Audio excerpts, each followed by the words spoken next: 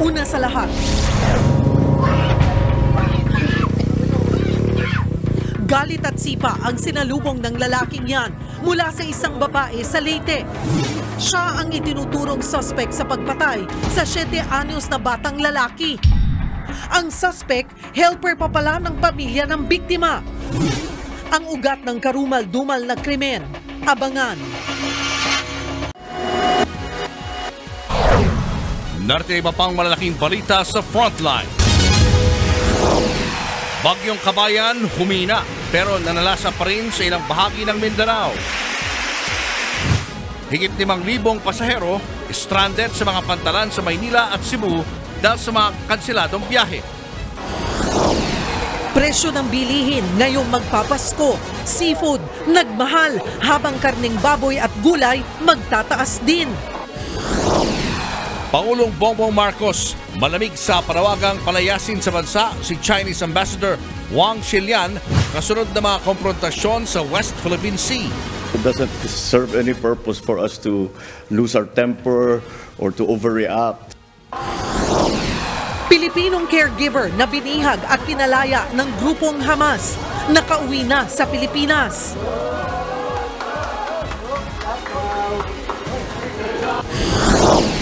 Nakaparadang van na kargado ng paputok biglang sumabog sa Marikina. 2 ang patay. Tricycle driver patay matapos mabangga ng pampasaherong bus sa Bantay, Ilocos Sur. Ang biktima lasing. Mga murang pangregalo ngayong Pasko mabibili sa Taytay Rizal. Magkano na ba ang presyuhan dyan? Ang mga tindahan sa Taytay, alam nyo bang nagsimula pala nung panahon pa ng Kastila? Alamin sa K-Alaman. At ang pamamaalam sa isa sa mga itinuturong na haligi ng Philippine showbiz na si Ronaldo Valdez.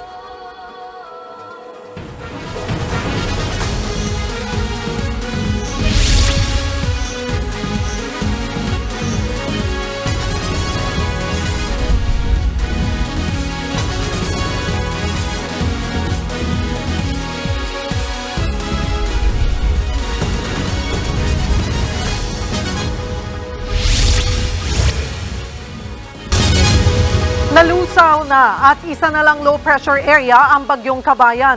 Pero bago nalusaw ang bagyo, nanalasa ito sa Visayas at Mindanao. Isang tulay ang bumigay at sinuspindi rin ang biyahe sa mga pantalan.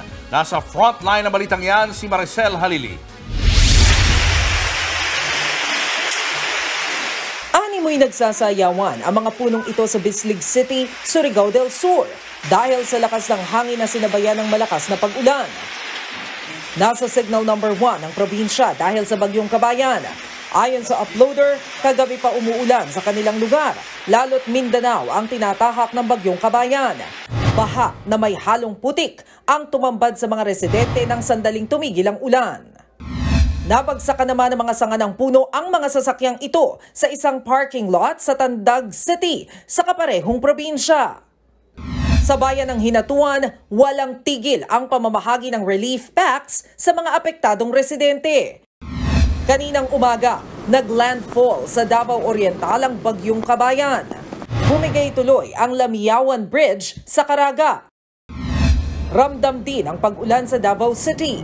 Kinansela ang klase sa lahat ng antas ng syudad, pati na rin ang trabaho sa gobyerno. Wala pa namang abiso ng evacuation pero minomonitor nila ang posibleng pag-apaw ng tubig sa Davao River na magre-resulta sa pagbaha.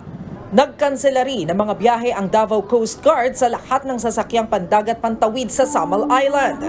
Kaya pati island hopping apektado. Dito lang kami nag-stay sa Pantalan. Ang mga booking na-cancel, ma'am. Kasi hindi ba tayo magawa dyan kasi bawal man. Ay masama ang panahon. Sa Cebu City, nagkabasag-basag ang salamin at UP ang ibabaw ng bahagi ng isang taxi sa Osmeña Boulevard matapos madaganan ng puno dahil sa masamang panahon. Dahil sa bagyo, suspendido rin ang biyahe ng mga barko sa Cebu. Higit 1,000 pasahero tuloy ang stranded sa mga pantalan. Mahaba ang pila sa ticketing counter dahil maraming nagpaparebook at refund. Nasa 700 ang pinatuloy muna sa evacuation centers ng lungsod. Yung mga passengers po, sana nakikiusap po kami na wag na po sila munang pumunta sa mga bilihan ng mga tickets at ipagpaliban na lang po muna natin itong araw na to. Cancel po talaga lahat except those who are going to take shelter lang po. Nagbabalita mula sa Frontline, Maricel Halili, News 5. Bumuhos naman ang pakikiramay sa pagpanaw ng isa sa mga tinuturing na haligi ng Philippine showbiz na si Ronaldo Valdez. Ang pamamaalam ng mga sikat na personalidad sa kanilang lolo at Tito Ron, idinaan nila online. Nasa frontline ng balitang yan, si MJ Marfori. Sa pagpanaw ng multi-awarded actor na si Ronaldo Valdez, nagluluksa ngayon ang buong Philippine showbiz. Bukod sa pagiging ama ni actor-singer na si Jano Gibbs at aktresa si Melissa Gibbs, tumayo ring ama at lolo si Ronaldo sa maraming artista sa industriya. Kabilang dyan, si Catherine Bernardo na nagpost pa ng Instagram stories para sa kanyang lolo sir sa ginawa niyang serye last year na Too Good to Be True. Sa mga IG story rin idinaan ng Too Good to Be True star ni Kath na si Alyssa Mulak ang pag-alala sa kanyang naging Tito Ron. Ang kanila namang direktor na si Direk May Cruz Alviar, ibinahagi pa ang mga unang sandali ni Tito Ron sa kanilang first day ng set noon, pati na ang kanilang pa-birthday sa kanilang hinahangaang aktor. Huwag na sana ako Mae-emo pa ako nito Well, I'd just like to say thank you very much to all of you. Inalala rin ng kanyang manager na si Jamela Santos ang mga huling sandali na kasama niya ang kanyang tinaguriang partner in life and in crime. Ang ating Good Morning host namang si Dimples Romana nagpost din ng nakakaantig na mensahe ng pamamaalam para sa kanyang lo na nakasama niya sa isang espesyal na MMK episode noon. Sabi pa ni Dimples, 2 araw lang ang naging taping nila noon, pero dahil kay Tito Ron, nanumbalik ang kanyang pagmamahal sa buhay at sa kanyang pag-aartista. Maging ang ating Frontline Pilipinas anchor na si Cheryl Cosim, nagpapasalamat sa mga naiambag na inspirasyon at talento sa industriya ni Tito Ron. Isa sa mga huling proyekto ni Tito Ron ay ang pag-host ng year-end special ng 1PH at 1 News. Sa isang hiwalay na post, humingi naman ng privacy ang anak ni Tito Ron na si Jano para mas makapagluksa. Nakikiramay ang buong News 5 sa lahat ng naulila ni Tito Ronaldo. Nagbabalita mula sa Frontline, MJ Marfori, News 5. Nasunog ang isang power plant sa Maribeles, Bataan. Bandang tanghali kahapon nang sumiklab ang sunog sa planta. Iniimbestigahan na kung ano ang sanhi ng apoy pero nagsimula raw ito malapit sa crusher o yung makinang ginagamit na pandurog ng uling. Agad din namang naapula ang apoy at walang nadamay na ibang establishmento. Hindi rin naapektuhan ang sinusupply nitong kuryente. Wala namang napaulat na nasawi o sugatan sa insidente. Arestado ang isang lalaking pumatay ng 7 anyos na anak ng kanyang amo sa Leyte. Ang ugat umano ng krimen, paghihiganti. Nasa frontline ng balitang yan, si Gary De Leon. Sunod-sunod na sipa ang inabot na lalaki ito sa Kalubian, Leyte. Ang sumisipa sa kanya, babaeng kaanak ng 7 anyos na si Aaron Bergra na pinatay sa sakal umano ng lalaki. Kinilala ang suspect na si Kevin Lapu-Lapu na nagtatrabaho bilang helper sa pamilya ng biktima. Si Lapu-Lapu ang lumabas na pangunahing suspect matapos makunan sa CCTV na kasama niya ang biktima nang mapaulat itong nawawala nitong Huwebes. Kinabukasan araw ng Biyernes ay nadiskubre ang wala ng buhay na bata sa isang damuhan. Agad inaresto ng mga pulis ang suspect na aminado sa krimen. Nagawa umano ito ng suspect para ipaghiganti ang kapatid niyang sinaktan daw ng ina ng biktima. Yung kapatid niya at yung nanay ng biktima, nagkaroon po ng agrumento, nagkaroon sila ng physical na pag-aaway. Dinabdab po yun ng suspect. Pinagplanuhan niya yung gagawin niya, makakapag-ganti sa pagulang ng bata. Kwento naman ng ina ng biktima na si Bernadette na eksklusibong humarap sa News 5. Dati nang sinaktan ni Lapu-Lapu ang isa pa niyang anak. Ito raw ang naging ugat ng pagtatalo na nauwi sa pananakit niya sa kapatid ng suspect. Hindi ko po siya pinagsusuntok. Wala akong maraming salita. Isang beses ko lang siyang sinuntok. Sabi ko, sinabihan ko na kayo, nag-warning na ko sa inyo, hindi nyo na pwedeng uulitin sa ano kasi grabe na yung bigay nyo sa kanya nila na sakit. 5 buwan na raw nagtatrabaho sa kanila bilang helper si Lapu-Lapu na tinanggap daw nila kahit na-discover nilang may kaso siya sa illegal na droga sa Maynila. Nasa kustudiya na ng mga pulis ang suspect na nahaharap sa reklamong murder. Nagbabalita mula sa frontline, Gary De Leon, News 5. Viral ngayon ang pagkompronta kay House Speaker Martin Romualdez ng isang OFW sa Japan na supporter ni Vice President Sara Duterte. Nang makita ng OFW si Romualdez, nagbow siya at kinamayan pa ang House Speaker. Pero hindi na niya binitawan ang kamay ni Romualdez, saka nagbuklat ng notebook ang OFW na may nakasulat na "Please support VP Inday Sara Duterte." Natusok pa nga si Romualdez ng maliit na Philippine flag na hawak ng OFW. Speaker, love Inday Sara.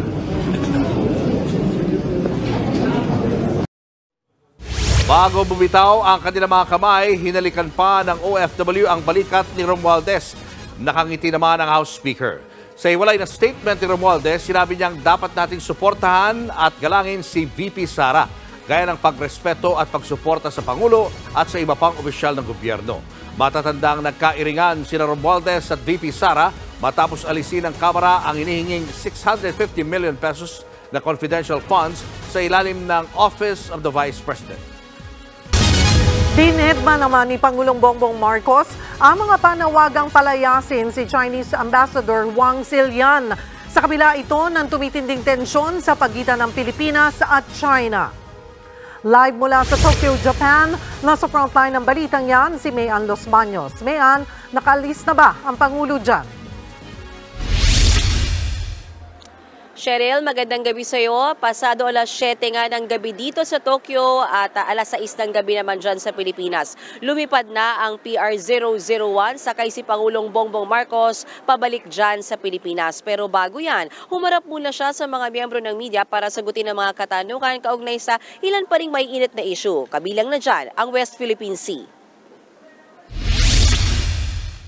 Matapos ang kaliwat ka ng meetings buong weekend dito sa Tokyo, mga reporter naman ang hinarap ni Pangulong Bongbong Marcos bago siya umuwi sa Pilipinas. Dito natanong si PBBM tungkol sa mga panawagang palayasin na si Chinese Ambassador to the Philippines, Wang Zilian, dahil sa panggagatong daw nito sa tumitinding tensyon sa West Philippine Sea dahil sa China. Pero sabi ng Pangulo, hindi tayo pwedeng mapikon.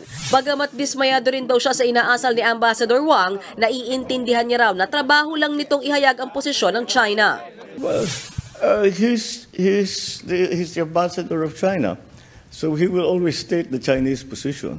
Doesn't serve any purpose for us to lose our temper or to overreact. Dagdag pa ng Pangulo, pwede naman direktang ireklamo sa Beijing si Wang kung may ginawa o sinabi itong hindi maganda. Pero ang mas mahalaga, hindi raw pwedeng magpadalos-dalos ang Pilipinas. Because the truth of the matter is, kahit mapalitan na si Ambassador Wang, pareho pa rin ang sasabihin ng susunod na ambassador.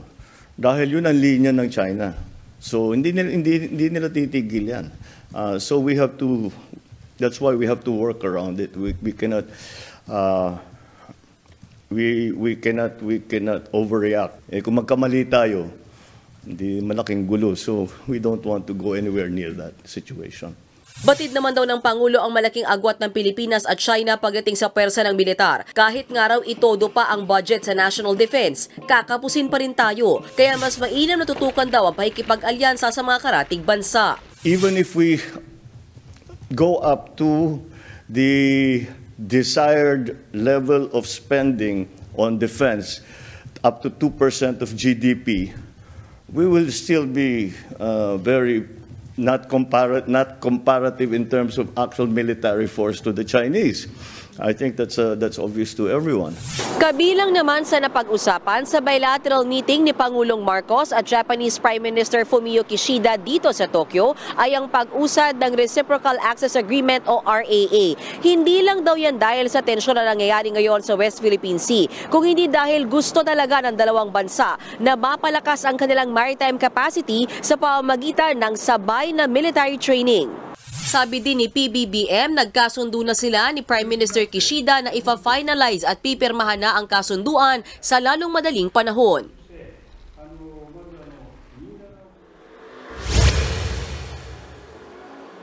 Cheryl, nilinaw nga ni Pangulong Marcos na hindi naman punterya ng kasunduang yan sa pagitan ng Japan at Pilipinas ang China. Sa katunayan, sinimulan daw ang negosasyon yan bago pa man tumindi bago pa mag-escalate ang tensyon sa South China Sea. Cheryl? Maraming salamat, Mayan Los Baños. Investments at pagpapanatili ng kapayapaan sa tensyonadong rehiyon ang naging sentro ng kasunduan ng Japan at Pilipinas. Kabilang dyan ang sigalot sa South China Sea. Nagbabalik si Mean Los Baños. Siyam na Memorandum of Understanding ang pinirmahan ng Pilipinas at Japan sa pagbisita ni Pangulong Bongbong Marcos sa Tokyo at katumbas ito ng 14 billion pesos na halaga ng investments. Ang ilan daw sa mga ito ay extension ng kontrata ng ilang Japanese companies na may nauna ng investment sa ating bansa, habang may 20 kumpanya naman ang nagbigay ng update sa Pangulo kaugnay sa pledges na binigay noong nakaraang Pebrero. Sa kabuuan, nasa 169 billion pesos daw ang halaga ng actualized investments mula sa nakaraang Japan trip ng Pangulo at magre-resulta daw ito sa mahigit 15,000 na trabaho. Kabilang sa mga sektor na sakop ng mga bagong investments mula sa Japanese companies ay semiconductors, healthcare, infrastructure, agriculture at maritime security. We have some very similar issues, and the assistance that they are providing us, the partnership that they are providing us, will have a synergy to increase our capabilities in terms of defending the peace in the China Sea. So that has taken a very large. Kaninang umaga, dumalo naman ang Pangulo sa isang meeting kasama ang ASEAN leaders kaugnay sa climate change. Sa Asia Zero Emission Community o AZEC meeting, nangako si Pangulong Marcos na isusulong ng kanyang administrasyon ang pag-shift patungo sa clean energy. Hinikayat din niya ang Japan at iba pang AZEC partners sa ASEAN na mag-invest sa renewable energy industry at sa mga teknolohiya sa Pilipinas para mapaigting pa ang energy efficiency at energy conservation sa ating bansa. Mas madali na rin daw mamuhunan sa Pilipinas dahil pinapayagan na ang 100% foreign ownership sa renewable energy projects. Sa parehas na meeting, sinabi ni PBBM na nakikiisa siya sa Japan at sa iba pang miyembro ng ASEAN sa pagkondena sa ballistic missiles ng North Korea. Naniniwala daw si PBBM na delikado at mapanghamon ng aksyon ng North Korea. Bantaan niya ito sa kapayapaan ng rehiyon. Sa pagkatapos naman ng ASEAN-Japan Commemorative Summit kahapon, nagkasundo ang Japan at mga miyembro ng ASEAN na lalong palakasin ang pagtutulungan para mapanatili ang maritime security at connectivity. Sa joint statement na nilabas matapos ang summit, giniit ng Japan at ASEAN nakikilalanin ng international law, partikular ang UN Charter at 1982 UN Convention on the Law of the Seas o UNCLOS para mapanatili ang kapayapaan sa Indo-Pacific region kung saan nakapaloob ang South China Sea. Mula rito sa Tokyo, Japan, nagbabalita mula sa Frontline, Mean Los Baños, News 5. Susunod, total firecracker ban gustong ipatupad ng DILG kasunod ng pagsabog ng nakaparadang van na may kargang paputok sa Marikina. 13 anyos na babae patay matapos tamaan sa ulo ng spare tire ng truck sa Cotabato. At lane closure at construction sa NLEX at SCTEX suspendido sa January 2. Abangan ang lahat ng yan sa pagbabalik ng Frontline Pilipinas.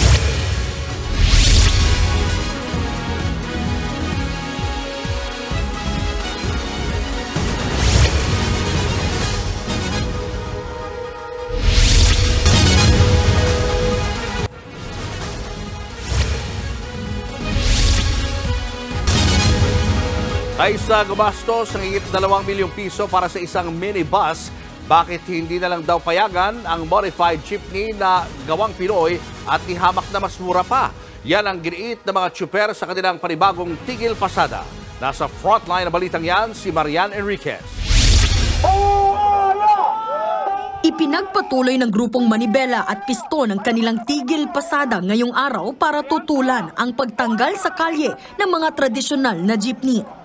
Sa ating mga mahal na mananakay na walang masakyan ngayon, humihingi po kami ng paumanhin. Hindi naman daw sila tutol sa modernisasyon. Katunayan, in-upgrade o ni-rehabilitate pa nga nila ang ilan sa kanilang mga jeep. Ito ang isa sa mga modified jeepney na inabot lang ng 600,000 pesos ang paggawa na panatili ang itsura ng Saraw type jeeps na kilalang Tatak Pinoy. Magdadagdag lang daw ng nasa 100,000 piso, pwede nang i-upgrade ang makina sa Euro 5. 25 ang seating capacity nito. Pwede rin daw taasan pa ang bubong kung gusto o habaan ng built nito. May sound system, andito po yung mga speaker niya. Tapos yung tao po na tulad sabi nila nakakatayo daw po. Napakalawak po, di ba? Kung umupo man po yung tao, kita nyo parang nasa bahay lang po tayo. Nakaupo lang, sitting pretty lang po. Pwede rin daw lagyan ng aircon sa loob sa halagang 100,000 piso. Kung susumahin, nasa 800,000 piso lang daw ang magagastos sa pag-modify ng jeep. Malayong malayo sa higit 2 milyong piso sa kada unit ng minibus na ipinipilit ng gobyerno. Mura, gawang Pinoy, pero matibay, maganda, maayos at compliant naman siya. Yung nilalako nila, yung ibinebenta nila na mga modern na minibus na kulay puti, 4 na modernized traditional jeepney na po ang katumbas. Hindi tuloy maalis sa isip ng mga tsuper kung bakit ba ipinipilit ng gobyerno ang pag-consolidate at pagpalit sa minibus kung kaya namang makipagsabayan ng mga gawang Pinoy na di hamak na mas mura. Maaaring wala nga silang komisyon kaya hindi ito pinapayagan. At ang nakikita ko lang sa consolidation, mas maraming magmo-modernize, mas marami consolidated yung magmo-modernize, mas madaling makuha yung komisyon. Yung kanilang pagkakakitaan, nakita naman natin kung gaano kakurap yung ahensya.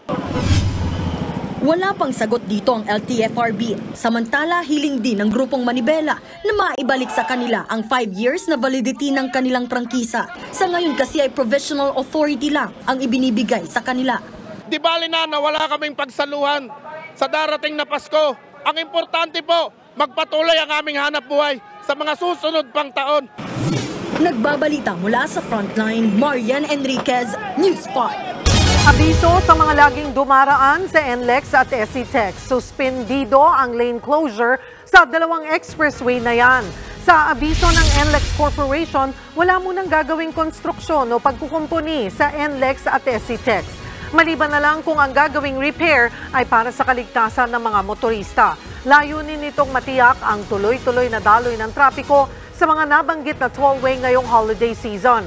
Tatagal ang suspension hanggang January 2. Makakapag-issue na ulit ng mga plastic na driver's license ang Land Transportation Office o LTO. Ayon sa ahensya, nasa 4 na milyong plastic cards ang kanilang matatanggap. Donasyon yan mula sa isang private group. Tiwala ang kagawaran na mareresolba nito ang backlog sa pag-iimprenta ng mga plastic na lisensya.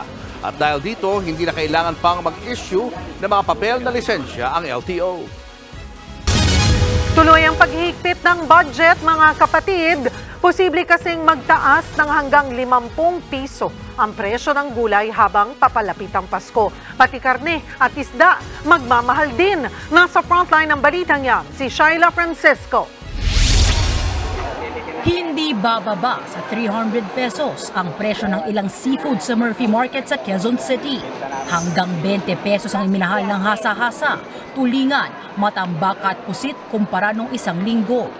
Ayon sa mga nagtitinda, kaunti ang mga nahuling isda kasabay ng mga pag-ulan.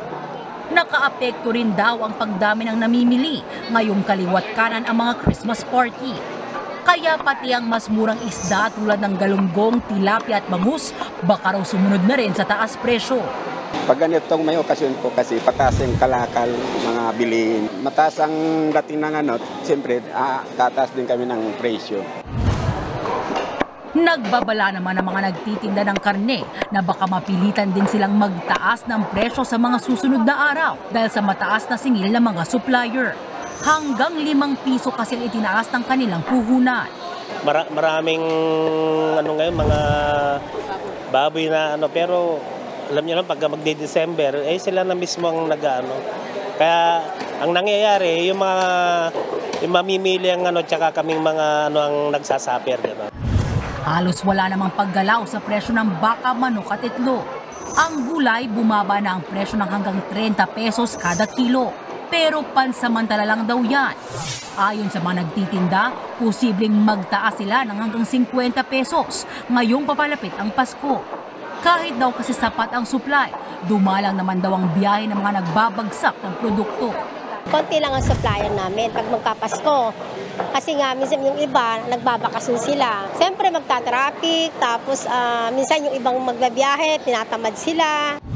Pero giit ng Samahang Industriya ng Agrikultura o SINAG, walang dahilan para magtaas ng presyo, lalo't murang farm gate price o benta ng mga magsasaka. So far, lahat naman ng production is maganda, yung pork, chicken, vegetable, ang rice natin, ang palay maganda naman yung pag-ani. So wala tayong nakitang may problema for this year up to end of the year. Yung weather, yung dumating na nasa Mindanao naman, so wala tayong nakitang problema. Mungkahi ng grupong SINAG sa Department of Agriculture, bantayan ang presyuhan sa mga palengke. Madalas daw kasing magpatong sa presyo ang mga biyahero tuwing Pasko, lalo't mabilis ang bentahan. Pwede rin daw magdagdag ng mga kadiwa store para may murang alternatibo ang mga consumer. Nagbabalita mula sa Frontline, Shaila Francisco, News 5. What's up mga kapatid? In-extend ng Meralco Bolts ang kanilang 4-game winning streak sa ongoing PBA Commissioner's Cup pagkatapos talunin ang Converge Fiber Xers 105-99. Lamang ng Meralco ng 29 points pero biglang bumulusok ang Converge para ibaba ito sa 6. Dito na nag-step up si Chris Banquero at sinigurado ang kanyang free throws with 11 seconds remaining para i-secure ang panalo. Nanguna na naman si Zach Lofton para sa Bolts na nagtala ng 30 points and 8 rebounds para iakyat ang kanilang winning record or win-loss record sa 6-1. Siguradong pasok na din ang Bolts sa quarterfinals at ayon kay Coach Luigi, plano nilang manatili sa taas ng standings para sa twice-to-beat advantage sa playoffs. Ang TNT Tropang Giga naman ibabandera ang Hollis Jefferson Brothers sa East Asia Super League. Makakalaban ng Tropang Giga ang Taipei Fubon Braves sa Wednesday sa Santa Rosa Sports Complex sa Laguna. Ito magiging unang pagkakataon na magiging magkakampi sa pros ang magkapatid na si Ronde at Raleigh. Papalitan ni Raleigh Hollis Jefferson si Quincy Miller bilang second import ng koponan. Huling naglaro si Raleigh sa Finland at NBA G League. Sigurado magiging madali ang adjustment niya dahil matagal-tagal na din si Ronde na naglalaro para sa TNT. Ito na kaya magiging sagot para makuha ng TNT ang kanilang unang panalo sa EASL. Abangan natin yan. Okay mga alis, sports pa tayo mamaya. Susunod, mga kasambahay sa Metro Manila at Caraga Region may dagdag sahod sa susunod na taon.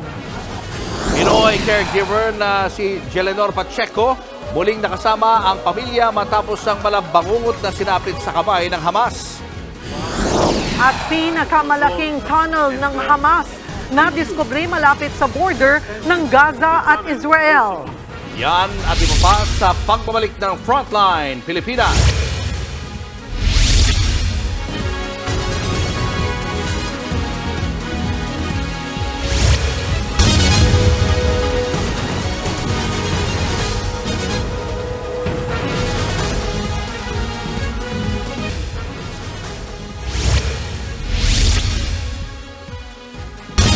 Libo-libo ang biyahero ang stranded sa mga pantalan sa bansa matapos masuspende ng isang araw ang mga biyahe.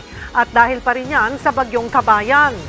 Live mula sa Manila North Port, nasa frontline ng balitang yan, si Brian Basa. Brian, kumusta ang mga pasahero dyan?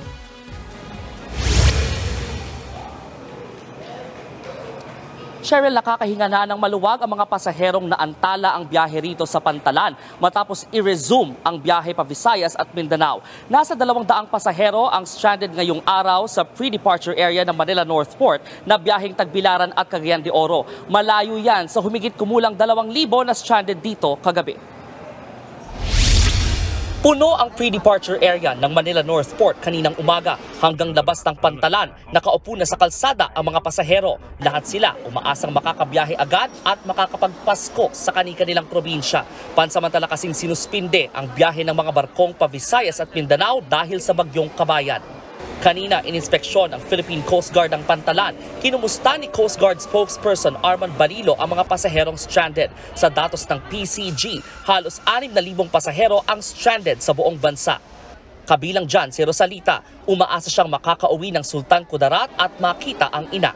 Ay, excited din kasi ako makakauwi Kasi sa 2 taon ko na sa ibang bansa, ngayon na naman din ako babalik ng Pilipinas. Si Rhea naman ipinakita sa akin ang larawan ng kanyang anak bago niya ito iwan para magtrabaho sa Pampanga. Kasama ni Rhea ang asawa niya pati mga pinsan. 2 years na po yung hindi ko nakita yung anak ko, parents ko. Kailangan talaga makauwi kami. Doon kami Pasko sa amin. Naka-heightened alert ang Coast Guard habang patuloy ang masamang panahon. Sa 5 p.m. weather bulletin ng Pag-asa, isa na lamang low pressure area ang Bagyong Kabayan. Sabi ng PCG, agad daw nilang papayagan ang mga barko na bumiyahe. Oras na alisin na ng Pag-asa ang mga storm signal.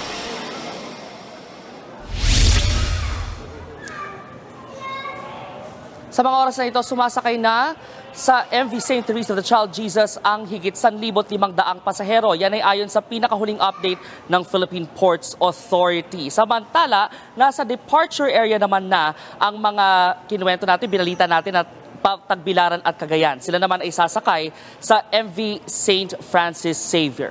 Balik sa inyo. Maraming salamat, Brian Basa.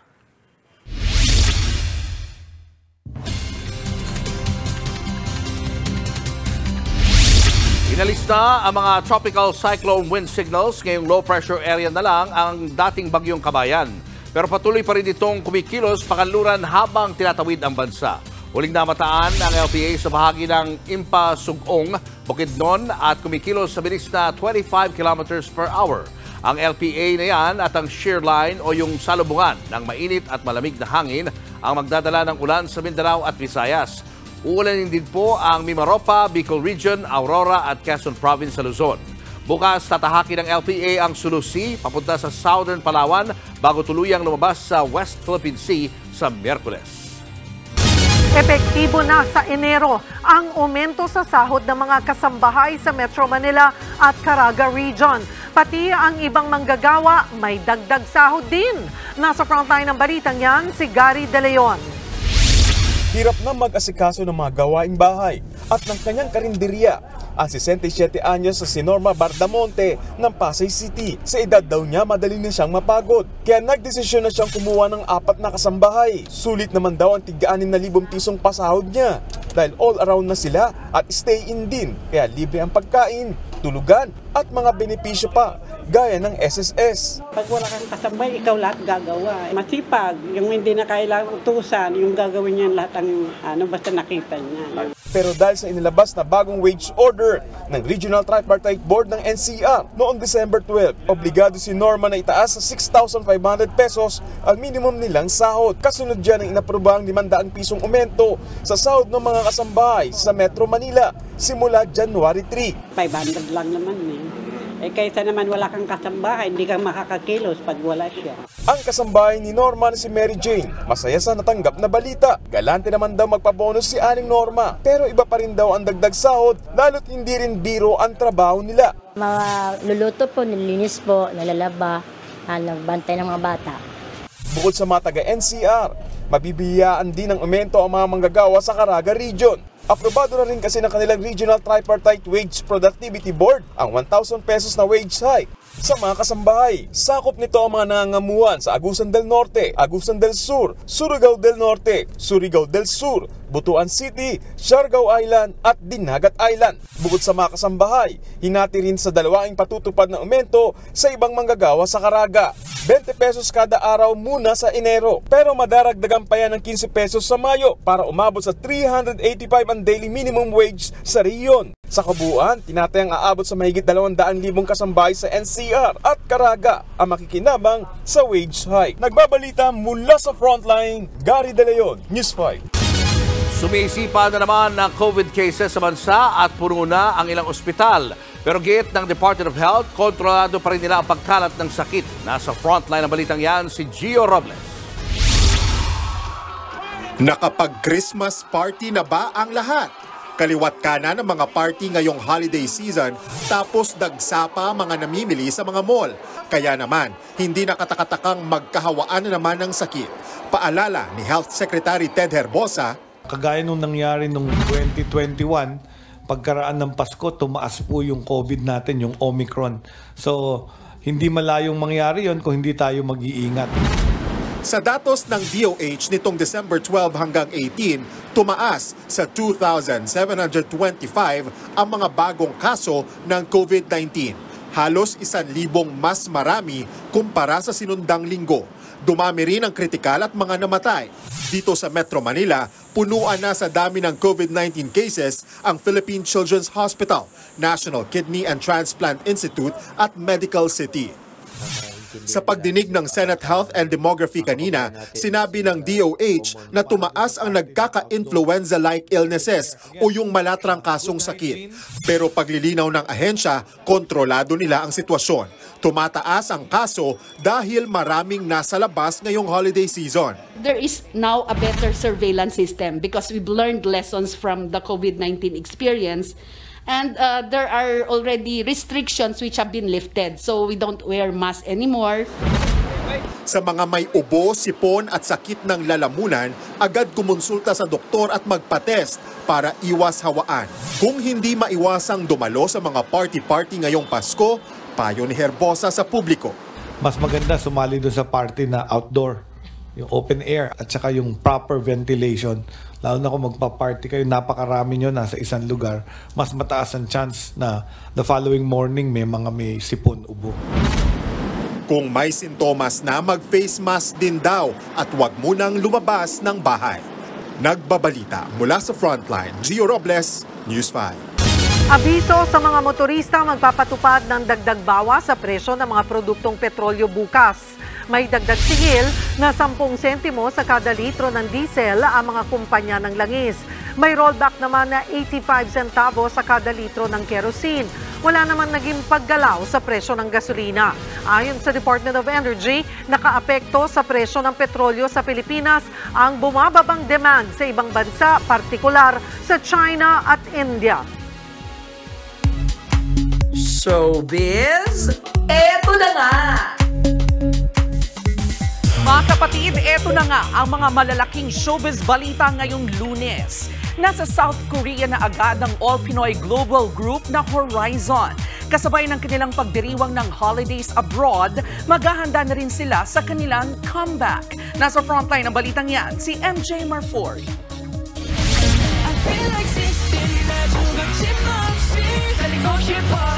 Right after ng kanilang electrifying stint sa kakatapos ng Asia Artist Awards, Jumet back agad-agad sa South Korea. Sina Vinci, Kim, Kyler, Racer, Winston, Jerome at Marcus ng Horizon. Sa chikahan ng News 5 sa All Pinoy Global Group, shinare nilang doon na sila magha-holidays. Sadly, we're not able to go to our family back in Philippines. Pero po, yung Horizon naman po is family, so yeah. We are family. So. On a high pa rin daw ang Horizon from winning the Focus Award sa AAA. Sa kabilayan ng mga batikos na inabot ng production dahil sa ilang aberya, tulad ng nag-malfunction na stage at nasirang lamesa ng New Jeans. Kung tinignan ko yung sa may New Jeans sa stage, parang very dangerous po talaga yung nangyari. But I think the whole show went smoothly, I think. My opinion. It went on for like 7 hours. Right. That was like a whole time frame of anything could happen. Sana raw ay mas maging understanding ang fans lalo't maiden edition pa lang naman daw ng AAA sa Pilipinas. I'm just glad that no one got hurt and I hope for the next time it will go on more smoothly. Dito rin sa AAA, nagkaroon ng pagkakataon ng Horizon na makakolab ang SB19 at ang 17 BSS. For 17 Sunbeam, si Dokyeon Sunbeam naman po, it happened so it was all of a sudden talaga, and syempre with the Korean companies, syempre it goes from management to management, but we are so happy na we're given the chance to record a TikTok with him. Ngayong holidays, enjoyin muna ng Horizon ang unang winter experience nila sa Seoul. Habang naghahanda sa very first comeback nila sa bansa na gaganapin daw ngayong Enero. Nagbabalita mula sa Frontline, MJ Marfori, News 5. Eto pa nga, engaged na ang singer na si Demi Lovato sa musician na si Jordan Jutes Lutz. Sa Instagram, ibinida ni Demi ang kanyang sweet photo kasama si Jutes. Sa ilang larawan, well-flex pa ni Demi ang ibinigay sa kanyang diamond ring ng kanyang fiancé. Caption pa ni Demi, speechless pa rin siya sa nangyaring engagement kagabi. Anya, excited na siya na pakasalan at makasama pa forever ang kanyang future husband. With end quote pa yan na I love you baby. August 2022 lang na i-anunsyo nila ang kanilang relasyon. Susunod, 15 tripulanting Pinoy ligtas matapos ang drone attack ng grupong Houthi. At pinakamalaking lagusan ng militanteng grupong Hamas na diskubre sa Gaza ng Israel Defense Forces. Tutok lang mga kapatid, magbabalik pa ang Frontline Pilipinas.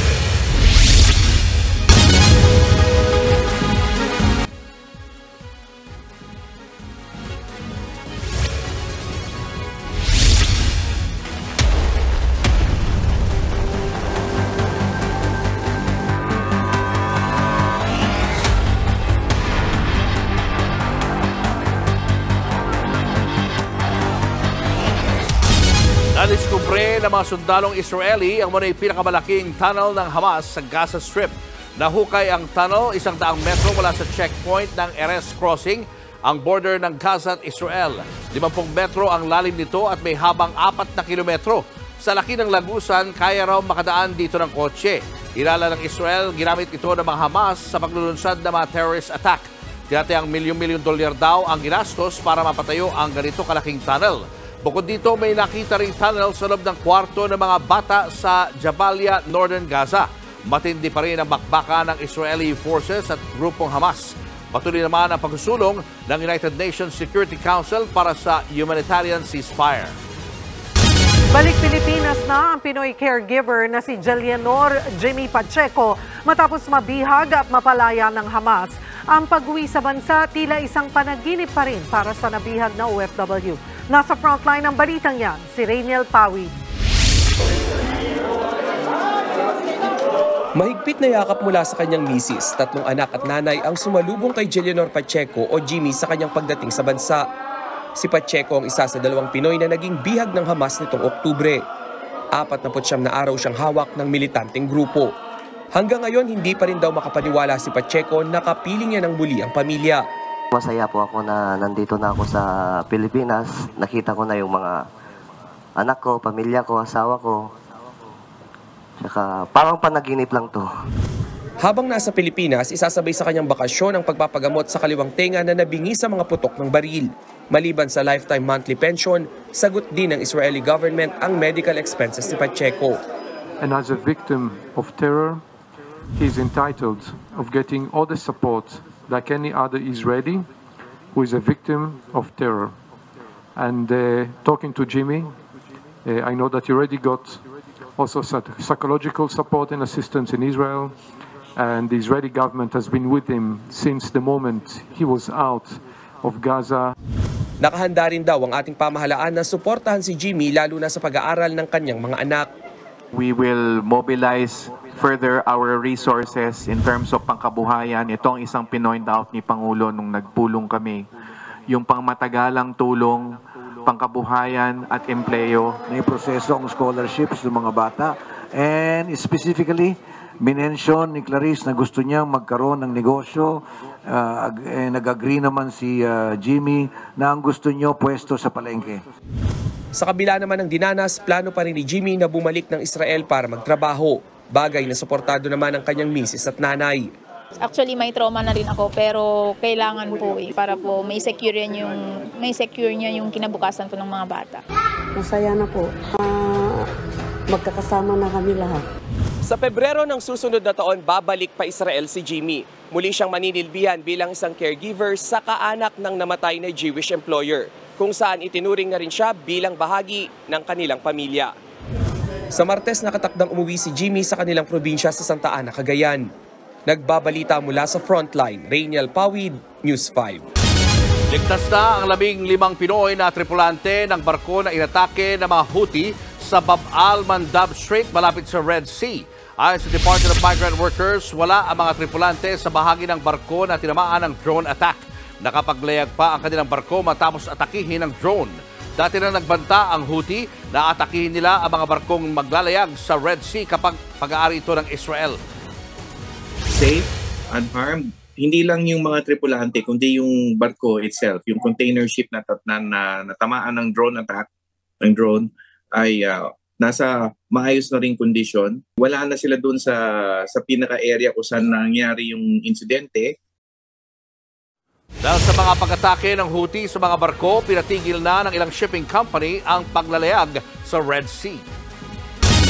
50 distressed OFW naman ang galing sa Saudi Arabia ang binigyan ng maagang pamasko ng Department of Migrant Workers at OWA paglapag nila sa Pilipinas kaninang umaga. Bukod sa financial assistance, nakatanggap din ng Christmas kits ang mga umuwing OFW. Pinatuloy din sila sa mga hotel habang inaasikaso ang pagpapauwi sa kani-kanilang probinsya. Sabi ng OWA at DMW, target nilang maihatid ang mga umuwing OFW bago ang Pasko sa weekend. Susunod, truck na may kargang mga manok, inararo ang 6 na mga sasakyan sa Cebu. Van naman na may kargang paputok, sumabog at nagdulot ng sunog sa transport terminal sa Marikina. 2 ang patay. Ang 13 anyos na babae patay ng tamaan ng pumalas na spare tire ng truck sa Cotabato. Marami pa kayong mga balitang dapat malaman sa pagbabalik ng Frontline Pilipinas.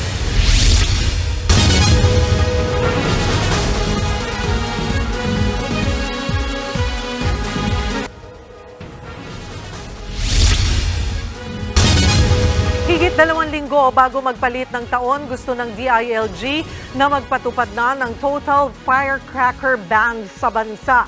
Kasunod yan ang pagsabog ng isang nakaparadang van na kargado ng mga paputok sa Marikina kung saan 2 ang nasawi. Nasa frontline ng balitang yan, Simon Gualvez. Tumalusik. Nanghihina at sugatan ang lalaking ito habang nakaupo sa labas ng nasunog na BF City East Metro Transport Terminal sa Barangay Kalumpang sa Marikina kahapon ng umaga. Sa laki ng apoy, nadamay ang ilang truck at bus. Base sa investigasyon, nagsimula ang sunog sa isang sumabog na wing van na nakaparada sa terminal at may kargang mga paputok. Merong mga firecrackers na ebidensya. So nakita natin ito ay nasa loob. So ito ang cause ng ating sunog ng wing van truck while they are arranging yung mga cargos nila sa loob ng truck. So that's the time na nangyari ang ating explosion because of these firecrackers. Matapos maapula ang sunog, tumambad ang sunog na katawan ng driver at pahinante ng wing van. 5 iba pa ang nagtamo ng mga lapnos sa katawan. Patuloy pang investigasyon kung sinong dapat managot. Kasunod ng insidente, gusto ng Department of Interior and Local Government o DILG na magpatupad na ng total ban sa mga paputok. Lalo't taon-taong maraming nadidisgrasya rito tuwing pagsalubong sa bagong taon. Nananawagan ako na sana ang mga local government units magpasa kamukha ng ginawa ng Davao at ng Quezon City, ng Metro Manila, ng firecracker ban, no? Ibig sabihin, yung mga pumuputok, kasi nakita naman natin yung mga daliri na puputol, etc. Iban na natin totally yun. Dito sa Metro Manila, bawal magpaputok kahit sa labas ng bahay at sa mga kalsada, alinsunod sa ipinasang resolusyon ng Metro Manila Council. Meron lamang pong designated na areas kung saan pwedeng magpaputok.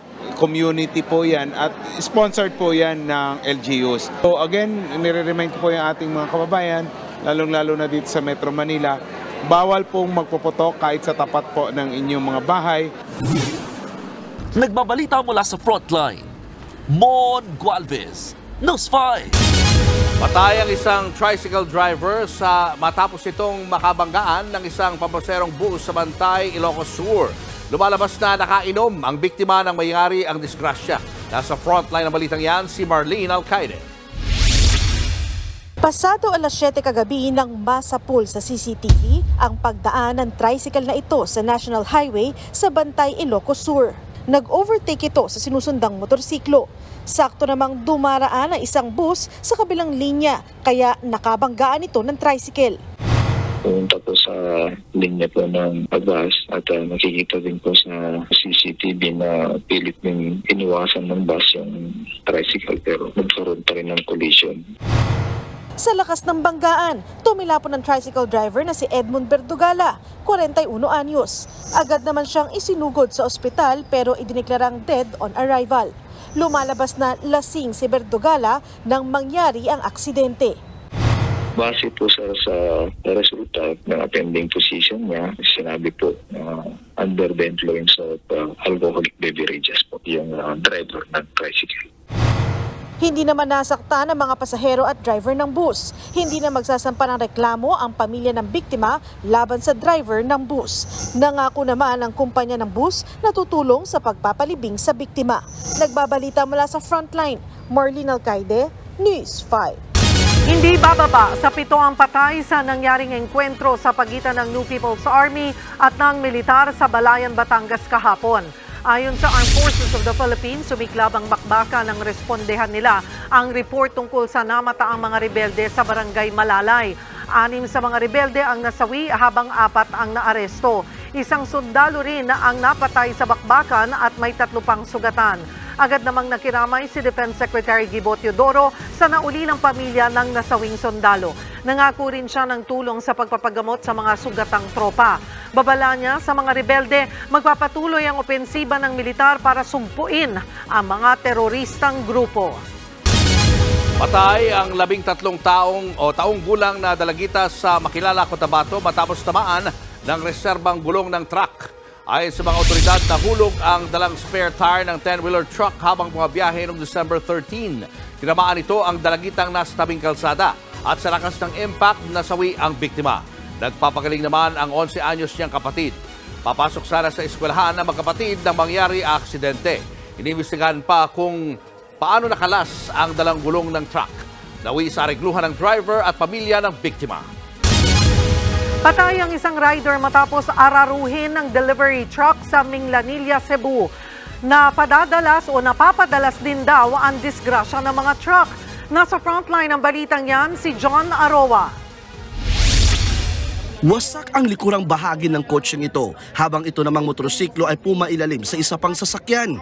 Sa kabuuan, 6 na sasakyan ang inararo ng isang truck na kargado ng mga buhay na manok. Sa highway na sakop ng Minglanilla, Cebu noong Sabado, patay si Ayan Idsel Barangan, rider ng motorsiklo na nagulungan ng truck. Natigil sa pag-araro ang truck nang bumangga ito sa poste. Nawalan daw ng brake. But based sa mga nakakita sa insidente, bilis daw ng takbo ng nung truck. So hindi na siguro na control ng driver.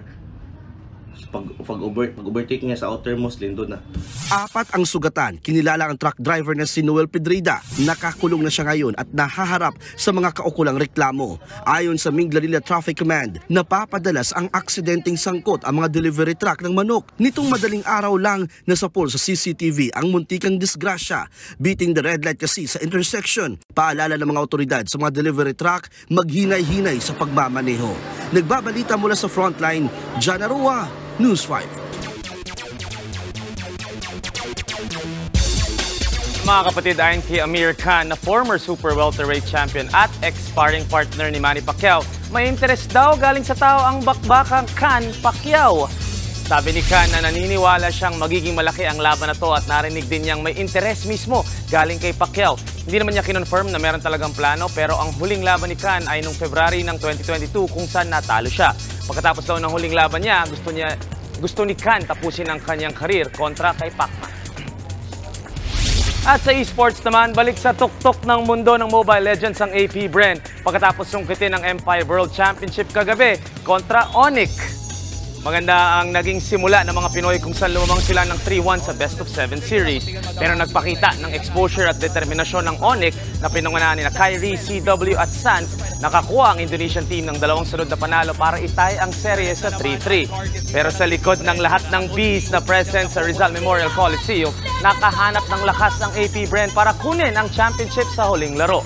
Naging consistent buong finals si Flap TZ kaya siya ang tinanghal na finals MVP. Nag-uwi ang AP Bren ng $300,000 o mga 16 to 17 million pesos galing sa panalo. History was made kagabi sa M-Series. Ito ang unang finals na umabot ng Game 7. Ito din ang 4th consecutive championship ng Pilipinas. At AP Bren ang kauna-unahang 2-time world champion sa MLBB. Congrats kina Ogwen, Flap TZ, Kyle TZ, Few, Super Marco, kay Coach Ducky at sa lahat ng bumubuo ng koponan. Pinuyat nyo man kami kagabi. Kakaibang experience, mapanood ang panalo nyo. It's your sports Tito Mikey Reyes. Peace and love. Eksaktong isang linggo bago ang Pasko, marami pa rin ang naghahabol sa pamimili ng Christmas gifts. At live mula sa Taytay, Tiangge sa Rizal, nasa frontline na balitang yan si Jenny Dongon. Jenny, mura ba ang mga pang-exchange gift dyan? Julius, abay bagsak presyo na kaya sa mga naghahanap ng mga mura at want-to-sawang pagpipilian na panregalo ngayong Pasko, pwede po kayong pumunta dito sa Taytay dahil hindi lang murang panregalo ang kanyang in-offer, kundi ang magandang Christmas on display na nasa aking likuran na first time dito sa kanilang bayan. Hanap nyo ba ay panregalo sa mga bata? Para sa mga Gen Z, Millennials, para kina mama, papa, lolo at lola? Abay perfect ang tiyanggian na ito sa Taytay. Sa mahigit 5,000 tindahan, malulula ka sa dami ng pagpipilian. Si Eileen, dito agad sa damit ng mga bata ang diretsyo. Sa budget na 1,000 pesos, may 10 bagong damit na ang kanyang 2 chikiting. Mas marami kang mabibili pag dito. Magkano yung budget mo dito? Siguro po yung 1,000 ko, sobra pa. Sa halagang 50 pesos, may bagong polo ka na. 200 to 250 sa polo shirt. Damit pang bata, nagkakahalaga ng 50 hanggang 250 pesos. Meron ding sapatos, bag at marami pang iba.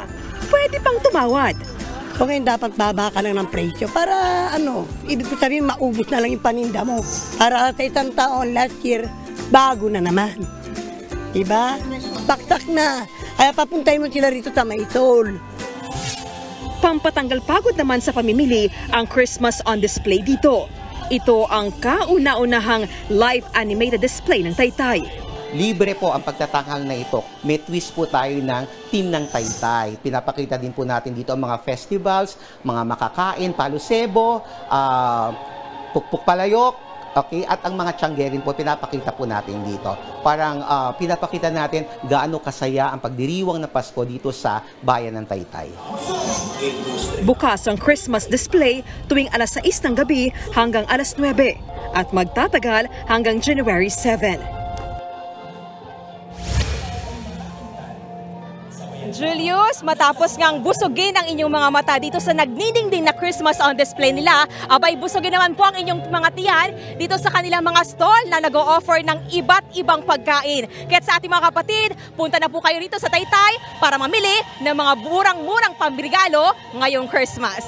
Julius. Maraming salamat, Jenny Dongon.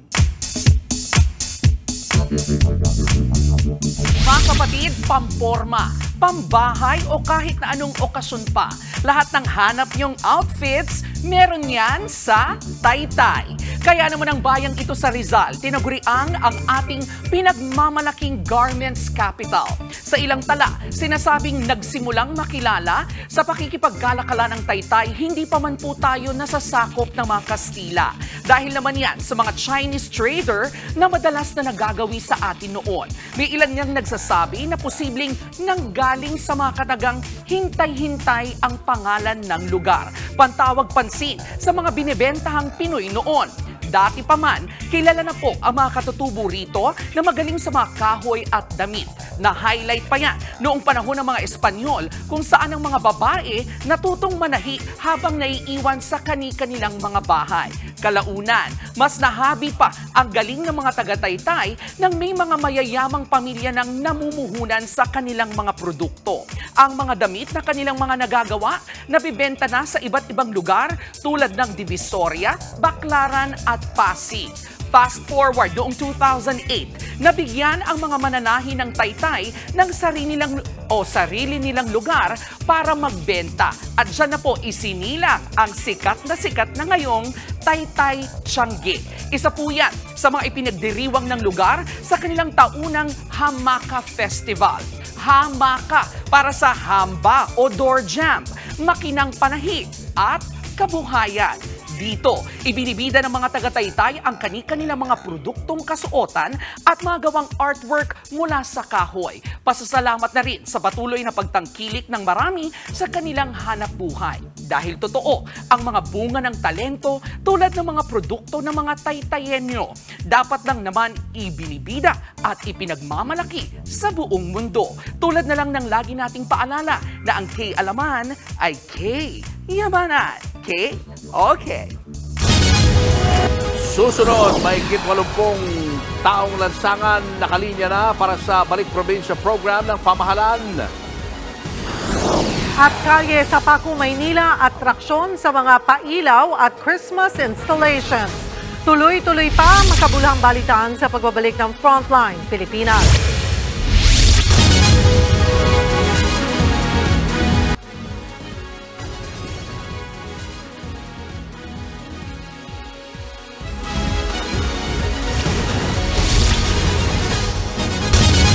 Mahigit 80 nasagip na street dweller sa Mandaluyong ang nakatakdang magbalik probinsya. Kabilang sila sa mga na-rescue sa ilalim ng Oplan Pag-abot o Oplan Pag-abot ng DSWD na nabigyan din ng maagang pamasko. Nasa frontline ng balitang yan, Simon Gualvez. Gusto ko lang, makauwi ako sa pamilya ko. Ayoko yung magpapasko dito. Ito ang tanging hiling ni alias Marjorie ngayong magpapasko. Kasama siya sa mga hiningkayat ng DSWD para sa Oplan Pag-abot matapos makitang pakalat-kalat at naninirahan sa kalsada sa Las Piñas. Mahigit 1 buwan na siya sa pasilidad ng ahensya at nakatakdang pauwi ng Bulacan kung saan naroon ang iba niyang kaanak na kukupkup sa kanya. Aminado si alias Marjorie, hindi siya sanay manatili sa isang gusali. Kung mahirap man sa kalye, parang mas mahirap din para dito sa akin. Kasi siyempre kami dito, hindi kami yung separate, diba? Sama-sama kami lahat. Hindi mo maiwasan sometimes na pagkakahanap ka talaga ng trouble. Ayoko talaga dito sa totoo lang. Ang 53 anyos namang si Jojo, hindi rin niya tunay na pangalan, tumutulong sa mga social workers para libangin ang sarili. Wala na kasi siyang kaanak na maaaring uwian. Kwento ni Jojo, mahigit 1 dekada na siyang nangangalakal ng basura sa Maynila bago na-rescue ng DSWD. Pero kung siya raw ang tatanungin, babalik pa rin siya sa lansangan. Mas gusto ko po sa labas kaya pag mga income. Nahirapan po ako dito.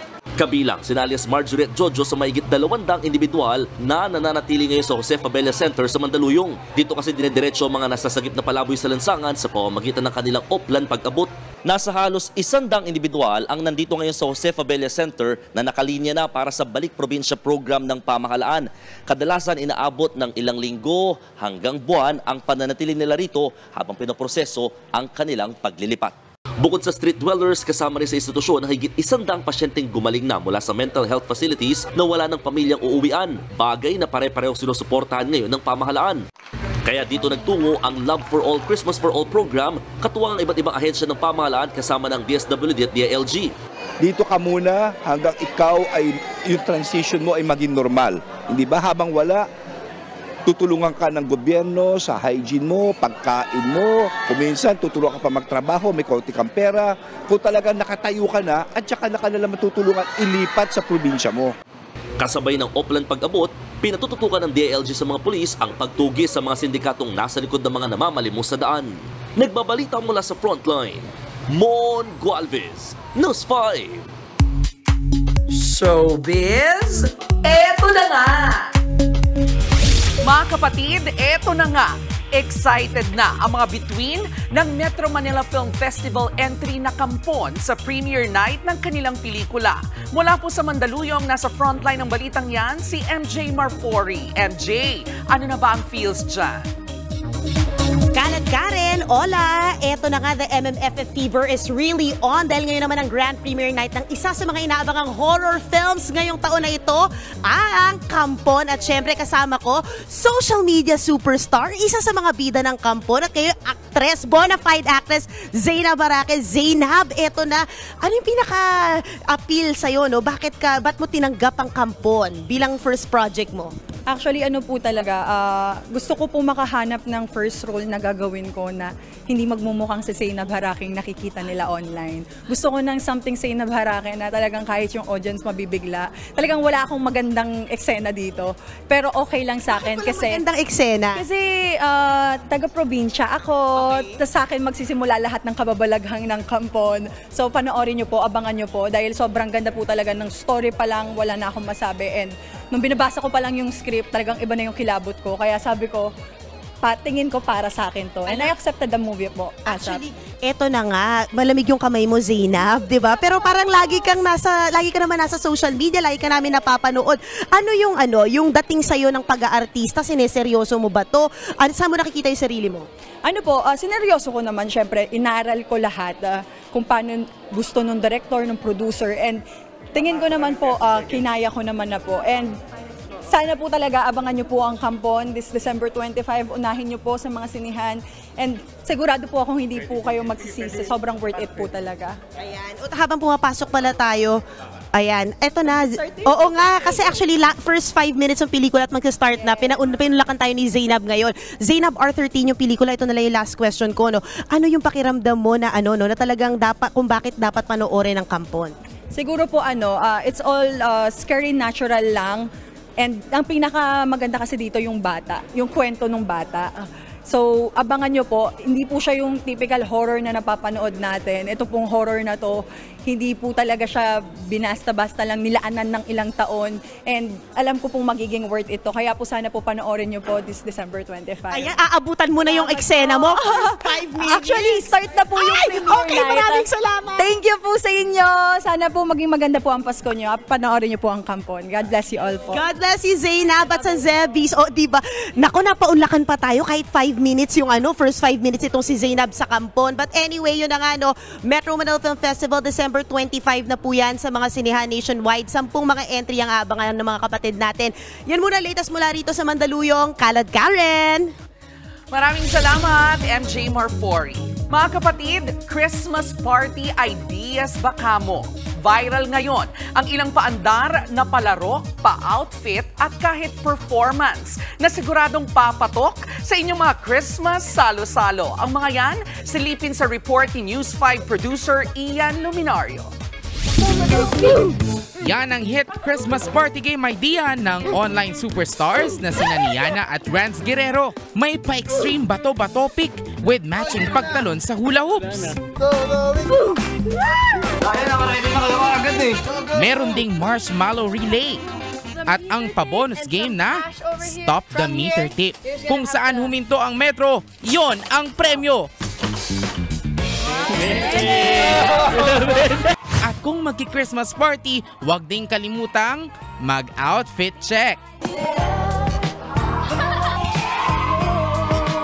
Pakuluyan ni Teacher Lani Climaco kompetente sa Bagulataw National High School sa Minalabak, Camarines Sur. Kwento niya, Jejemon man daw ang damitan, ang mahalaga, masaya naman. Speaking of masaya, winner ang Christmas party performance na yan ng mga aktres na sina Jenica Garcia, Angeline Quinto at Kalad Karen, kasama ang kanilang road managers na sina Janet Nisperos at Olive Zarate. Dahil sa give na give nilang presentation, wagi sila ng 50,000 pesos. Mula nang maipost online, aabot na sa mahigit 8 million ang views ng video. The Serve! Nagbabalita mula sa Frontline, Ian Luminoyo, News 5. Atraksyon ngayon ng isang kalye sa Paco, Maynila. Namumutik-tik na sa mga pailaw ang kalye, may pasno at parigalo pa sa mga bata. Hindi Silipin na nga natin ang Christmas kalsada na yan sa Frontline Report ni Laila Pangilinan. Kumukuti-kutita, kumukurap-kurap. Ganyan ang indak ng mga pailaw sa kahabaan ng Merced Street sa Paco, Maynila. Kahit saan ka tumingin, GV overload sa mga namumutik-tik na Christmas lights. O, di ba? Feel na feel ang Paskong Kapatid. Every night, marami na pupunta naman dito. Picture-picture, masaya na silang magpa-picture. Yung ibang hindi nakakapunta sa mall, o dito na lang, enjoy na sila with their family. Tauna ng tradisyon ng mga magkakapitbahay rito ang pagpapailaw sa kanilang kalsada. Kahit na nga nagkanda, puyat-puyat na sila nitong nakaraang 3 linggo. Worth it naman daw dahil enjoy na enjoy ang mga bata, pati kids at heart. At dahil libre lang ang pagpasok sa kalye, marami rin ang dumarayo rito para sa kanilang pang-IG at TikTok. Ito ngang si Rosalie. gabi-gabing ipinapasyal ang mga anak dito. Lagi kayo pupunta dito kasi malapit lang kami. Kahit walang pera, nararamdaman mo yung Christmas. So, mas mabuti sa mga bata. Good vibes lagi. Bukod sa mga pailaw, atraksyon din dito ang kanilang pa-snow. Oh yes! Snow sa Pilipinas! Bukod sa bubble machine na nagsisilbing artificial snow na pumapatak-patak, tingnan nyo naman, nagiging solid form yan dahil namumuti rin ang kalsada ng Merced Street. Dahil ang naandito naman ay rock salt, kaya tingnan nyo naman yung mga kalaro ko. Kahit hindi totoong snow, enjoy na enjoy sila. At para kumpleto ang Christmas feels, ang pasimuno ng paandar na ito na si Irene Tancelis may parigalo pa sa aabot na 400 kabataan sa kanilang lugar. With food packs pa yan para sa mga magulang. Gusto ko kahit in my own little way, ma-share ko kung ano man yung blessings na natatanggap ko rin in 1 year. Tapos mapasaya ko sila kahit ilang oras lang. Nagbabalik lang kami ng mga blessings namin for other people. Well, nakakagaan talaga ng loob every time na we share for these kids. Bukas ang mga pailaw sa Merced Street gabi-gabi hanggang January 6. Nagbabalita mula sa Frontline, Laila Pangilinan, News 5. Uy, balato naman dyan! Uy, nanalo kami 50,000! At nagbabiral kayo ngayon, ha? 10 million views na. Wow. In total. Hello, Angeline, Jenny, Cathy, Olive, and Janet. Kinarir! Parang bigay todo yung performance mo eh. Kasi 50,000 eh. Diba, no? 50,000. Para naman kami. Oo nga. Huwag kayong mag-alala. Ano? Meron. Hindi mawawala. Hindi rin tayo magkakaroon. Oo mga kapatid, 7 days na lang. Yay! Pasko na. O diba? Ganadong-ganado. Lapit na. At yan ang mga balita mula sa Frontline ng Pilipinas sa araw na ito. Mga balita at impormasyong para sa mga may alam at may pakialam. Kami ang inyong mga kasangga sa pagbabalita, kasama sina Kalad Karen at Tito Mikey Reyes. Ako po si Julius Babaw. Ako naman po si Cheryl Cosim. Magandang gabi, Pilipinas.